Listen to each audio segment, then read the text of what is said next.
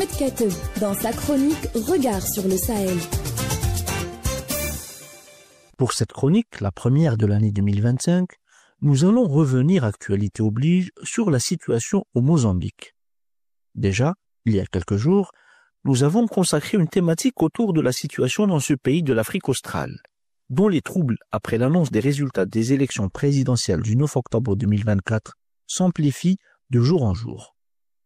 Nous avons posé la question sur l'hypothèse d'une amorce d'un régime change et la tendance semble se confirmer davantage. Les faits sont là. Rien que durant la période allant du 23 au 26 décembre dernier, soit les 3 jours successifs à la confirmation de la réélection de Daniel Chapo par le Conseil constitutionnel le 23 décembre, au moins 125 personnes ont été tuées.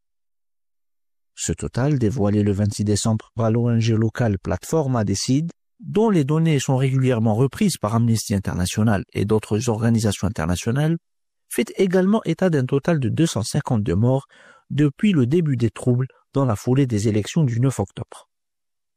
La situation s'est compliquée avec l'évasion spectaculaire de 2534 détenus de la grande prison de haute sécurité de la capitale Maputo le 25 décembre, et qui a fait également 33 morts parmi les mutins selon le chef de la police dans des affrontements avec les gardiens. Des groupes de manifestants se seraient approchés de la prison et auraient contribué à la confusion selon la police. Selon la même source, 150 fugitifs auraient été capturés lors des opérations de recherche menées immédiatement après cette évasion. Une trentaine de détenus, considérés comme dangereux en raison de leur lien avec des groupes terroristes opérant dans la région de Cabo Delgado, figurent parmi les évadés, rapportent les autorités. Le Mozambique, confronté à une insurrection terroriste dans le nord du pays depuis 7 ans, voit sa situation sécuritaire davantage fragilisée par ces troubles.